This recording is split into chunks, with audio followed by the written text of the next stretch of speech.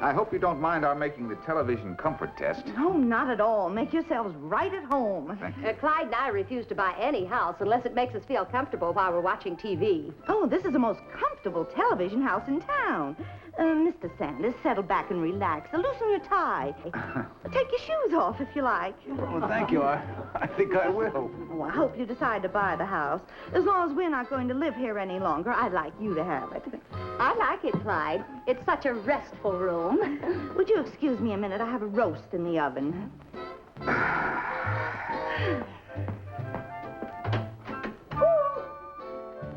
Mom, I'm home. Oh, sorry, I beg your pardon. I must be in the wrong house.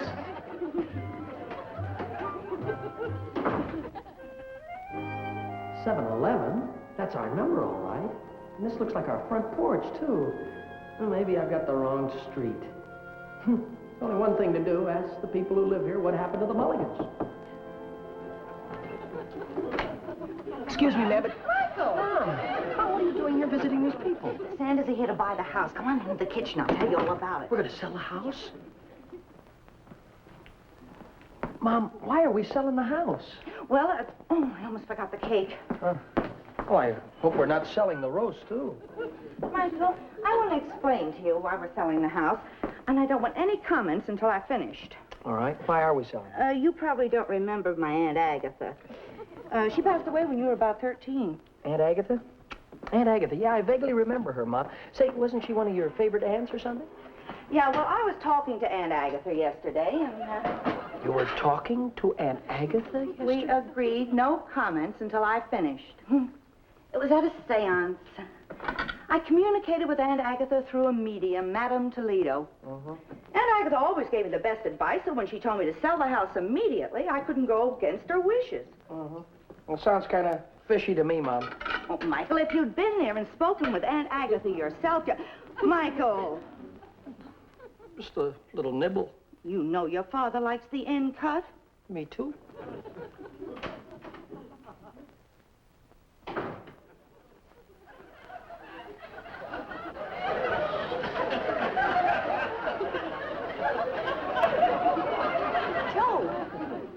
Now, I thought I was in the right house, but when I saw those people... Oh, those people, Pop, just came to buy our house. Oh.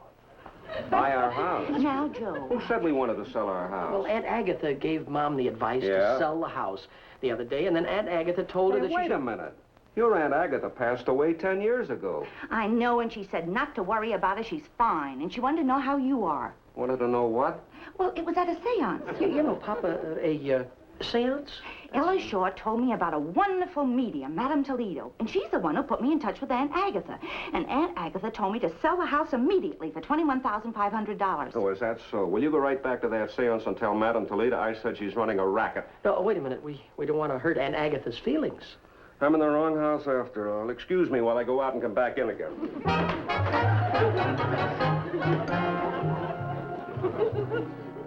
You mean to say your mother's going to sell your house just because she went to a seance and some mysterious voice told her to? Come on, Mick, what is that? I don't know, Freddie. Aunt Agatha was Mom's favorite aunt, and she used to always take her advice. Well, you have to admit, Mickey, it's a little hard to believe. But, Pat, if she wasn't talking to Aunt Agatha, who was she talking to? Maybe she was talking to Julius Caesar. No, the lady before Mom was talking to him. Mulligan, your mother didn't talk to her Aunt Agatha any more than the lady in front of her talked to Julius Caesar. Pat, you left the intercom on again. Sorry, sir. That's all right, Pat. Tell Mulligan and Devlin to come in here a minute. Yes, sir.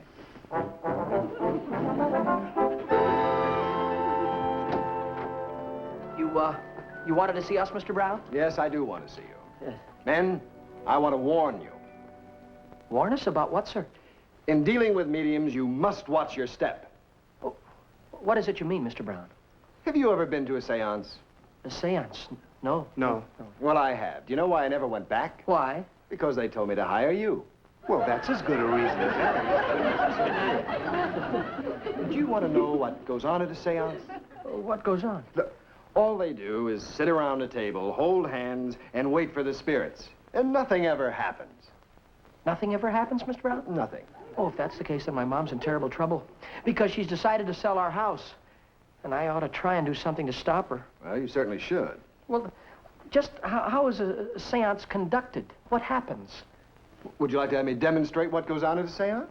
Would you, Mr. Brown? Certainly. Look, you move the coffee table out into the middle of the room, and I'll ask Pat to come in. Thank you, sir. Pat, Yes, sir. Would you come in here a moment, please? Right away.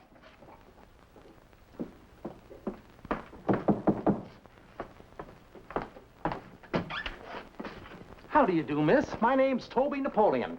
Would you be interested in some shoelaces or men's ties? Not today, thank you. Well, then how about some leather belts? Watch bands, wallets, money clips, shoe polish? I'm sorry, I'm very busy. Well, how about the boss? Alligator cufflinks? My boss is in a meeting right now. Pardon. I'll wait. don't be frightened, Pat. Come in. Sit down. Mr. Brown, what's this all about? Well, we are about to start a demonstration that will show you that a seance is impossible. It's not very dark in here, Mr. Brown. I hope it'll work. It wouldn't work if it were pitch black. Oh. Now, we clasp hands, Clasp hands. close our eyes, and concentrate on the spirit world. Oh, on the what, sir? On the spirit world.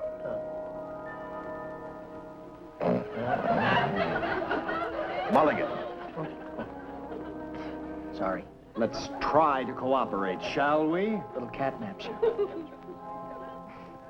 This is ridiculous. I don't think I can take it seriously. Of course it's ridiculous, but we're going to go through with it. We'll give it a fair test. I just thought of something very funny. What is it? What if the president of the network should come in right now? Boy, would we have a lot of explaining to do. You have a warped sense of humor. Mr. Osborne is in New York, 3,000 miles away. There isn't the slightest chance of his walking in on us. Mulligan, lock the corridor door.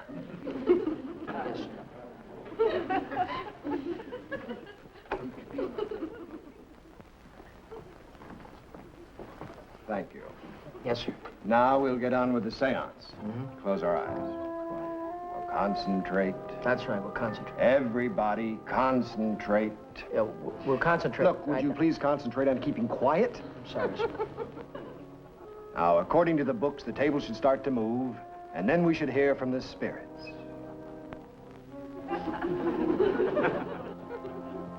See?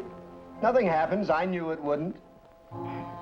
You didn't think we'd really contact a spirit. Of course not. Maybe, Mr. Brown, maybe we didn't concentrate hard enough. Maybe they're hard of hearing. Yeah, why don't you yell at them a little, Mr. Brown? Just kind of give them a yell. All right, all right. Hello out there. Can you hear me? I can hear you. Can you hear me?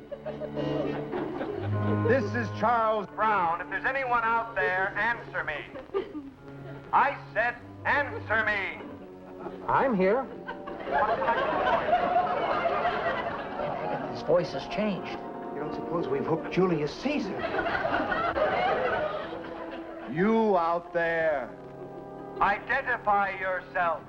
What is your name? My name's Napoleon. I'm not receiving you clearly. Would you mind repeating your name? Napoleon. Beginner's luck, we've hit the jackpot. Have I heard that name before? Where have you heard that name before? Why, most famous man in history. He's the reason I flunked it. Let's not break the spell. I hope I proved to all you doubting Thomases that a seance is nothing to be taken lightly. As I predicted all along, we have contacted the spirit world. Wow. Ask him about Josephine. Yeah. Napoleon, are you still out there? Yeah, I'm here. How is Josephine? How did you know about Josephine? It's history. I knew she couldn't keep her mouth shut. That doesn't sound like the Napoleon I flunked in history. Napoleon, what is your mission here? I just dropped in to see how you're fixed on shoelaces. Of course. I should have known all along. Pat, what are you doing? Mr. Napoleon, will you come in, please? Gentlemen, may I present Mr. Napoleon, just in from the spirit world, Pomona branch. Oh, So that's the way you television executives dream up all them ideas for shows, huh? Hey, fellas, let me show you.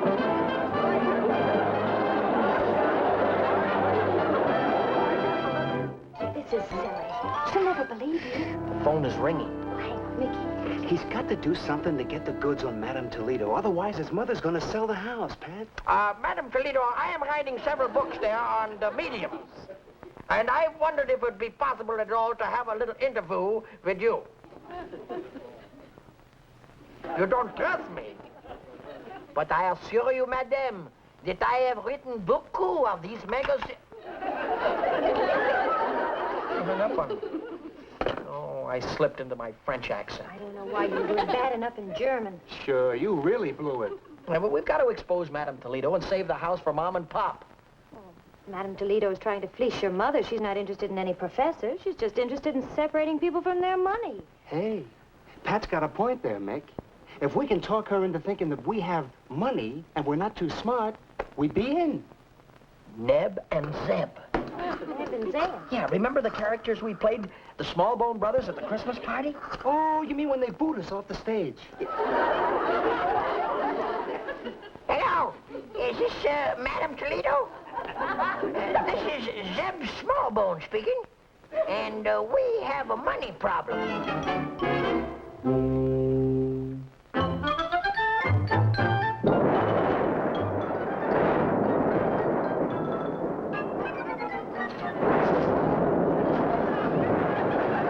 Sure that's Madame Toledo's house? Yeah. Boy, look at this around here, Fred. They don't even bother to mow the lawn. Do we have to go to a seance in that house? Of course we do. Come along, Fred. You know, Pop is positive that Madame Toledo is running a racket here, and we've got to find out the facts. We got to help him a little bit. Who's going to help us if Madame Toledo isn't a fake? Yeah, sure got to give credit to that Madame Toledo, though, huh? You'd never think it to look at it that this whole setup is a fake, huh? The house is a fake, thunder's a fake, the lightning's a fake. Come on, let's go in. This fake fog is giving me a chill.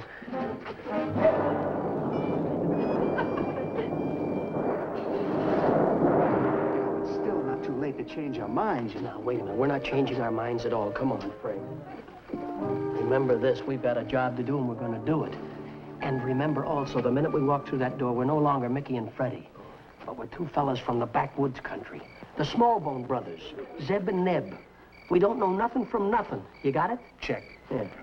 We're not supposed to have any brains, but we got plenty of money, so try and act a little bit stupid. Do you think we can convince them we're stupid? Well, do the best we can. Ready, Zeb? Ready. Here. Well, there's nobody home. Let's go. You want to show the white feather? I don't have to show it. I know it's there.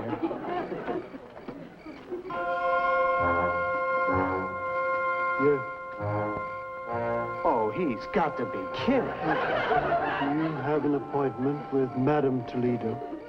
That's right. We have an appointment. This is my brother Zeb, and I'm Neb, and we have an appointment with Mrs. Toledo. Answer.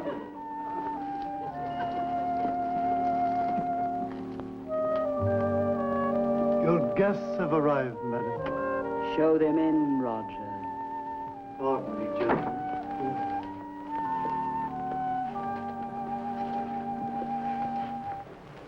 Wonder who decorated this place. Dracula. You must be the young men who phoned this afternoon for an appointment. The Big Bone Brothers. We're the Smallbone Brothers. Yes, of course. Forgive me. The Small Bone Brothers. Beautiful night, isn't it? Oh, yeah. Beautiful night. Oh, boy. Shall we take our places for the seance?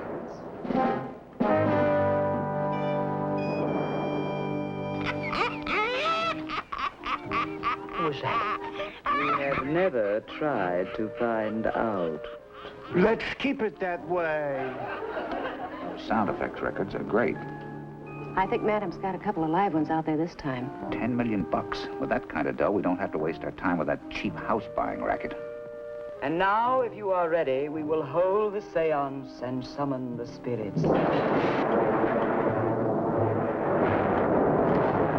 Are you aware of the proper procedure in conducting a seance? Oh, you betcha we know what to do. That's right. We all sit around the table with our hands entwined and with our eyes closed. That's right. And then all of a sudden, a shoelace salesman comes Wait a in. minute. Let us proceed with the seance. Let us all join hands. Whom do you wish to contact in the spirit world? Well, who do I want to talk to? I ain't Grandpa Ebb. Grandpa Ebb, we ain't talked to him for a long time. That's right. All right. Let us all close our eyes and concentrate. I will go into a trance and attempt to reach Grandpa Ebb. I am going into my trance. I am leaving this world and entering the astral plane.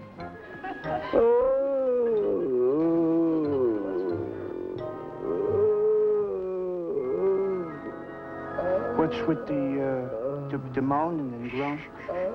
Won't disturb the seance. Grandpa Ebb, are you out there? Your grandsons would like a word of advice from you. Speak. Speak. I'm Grandpa Ebb. What do you wish to hear from me? Hey, she must have contacted Grandpa Ebb. It sounds just like him. Don't be silly. That was a name we just made up. What do you wish to know, grandsons? Speak up, Zebariah, Nebuchadnezzar. Who's he talking to? I don't know. Maybe he's got the wrong number. Please hurry, Zeb and Neb. Speak to me. I can't stay long. That's all right. Neither can we.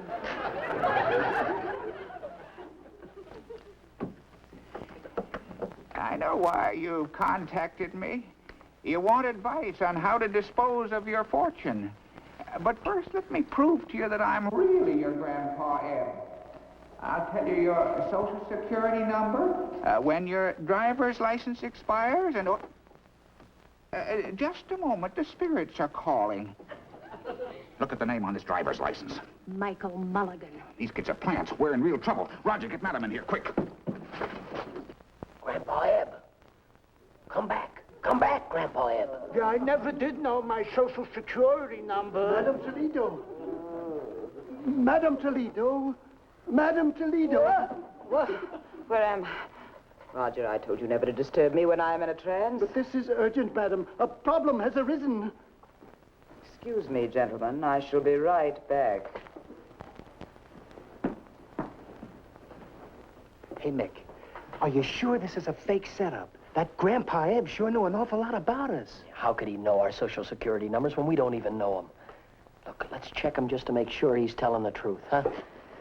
Yeah, we'll find...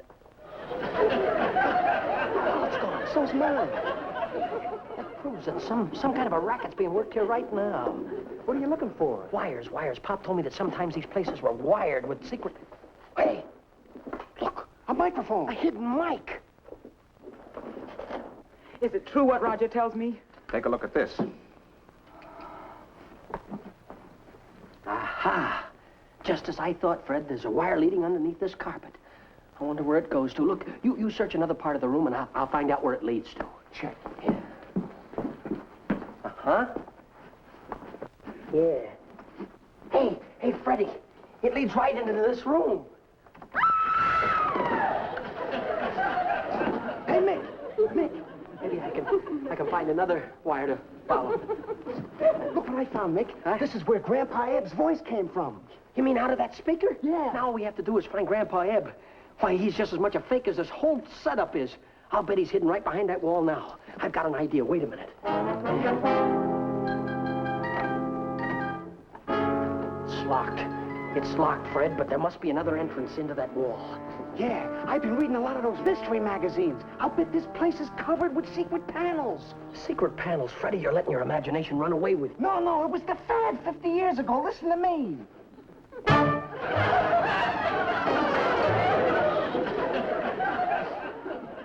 I tell you, all we...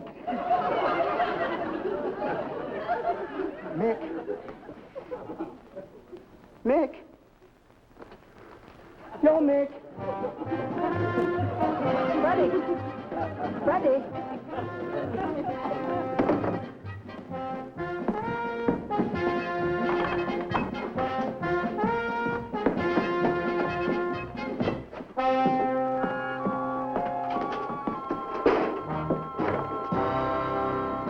I thought we were stretching our luck too far. You and Irma had to make $1 million all at once. Never mind the talk. Get over there and get the rest of that stuff. We've got to get out of town quick. You, Mick. Mick, are you in there?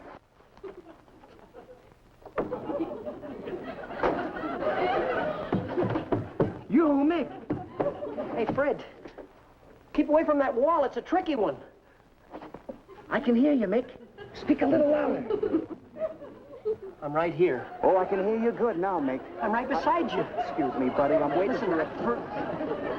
Well, where did you come from? I don't know, but you're absolutely right. This house is packed with secret panels.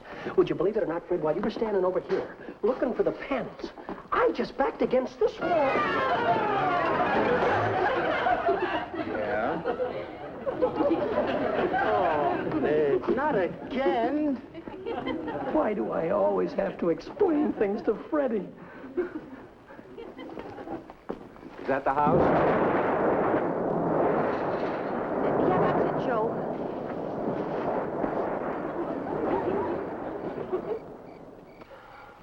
Oh, I hope we're not too late. Why do I let myself get mixed up with your boyfriend's troubles? Here's what I proved to them down at the precinct. There's a racket going on here. Joe, isn't that Michael going into the house? Yeah, come on. Stop horsing around, Mick, and come back here. Oh, you're back. It's beginning to be monotonous. What's the matter, Mick? Oh, I tell you, Fred, I don't think I'll be able to stand another trip down that chute. Oh, well, I'll get you a glass of water, Mick. You just relax. It's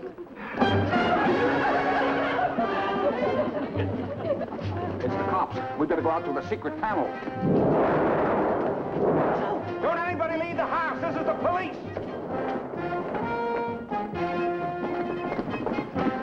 Open that door.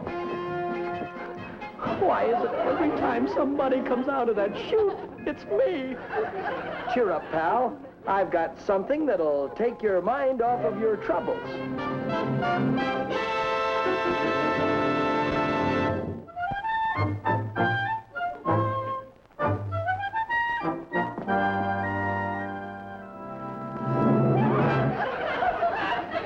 Madam Toledo. Mrs. Sanders. Mr. Sanders. Roger. What happened, Mick? Look. Those are the two responsible for this. Take care of them, Roger. What are we going to do, Mick? I don't know, Fred, but I sure wish Pop was here. Hold it, everybody. I'm taking over here. Pop! Michael, come over here. Boy, that's service for you. Now watch out for that secret panel. Now you tell me. Mr. and Mrs. Sanders. Mom, what a surprise. Boy, Mr. Brown will be proud of us, huh? I certainly will. Mr. Brown. Gee, looks like everybody's here. Yeah, there's only one person missing. You got here. I can't think of a nicer way to come out of a chute. Well, now that everybody's here, let's have a seance. Mickey Rooney will be back in just a moment. Oh, hiya, friends. That was the good word from the folks who'll bring you our next show. Be with us then, won't you? And incidentally, no more standing in front of those tricky walls for me. No, sirree. I'm playing it safe from now on, right on the ground floor. No more sliding down that chute.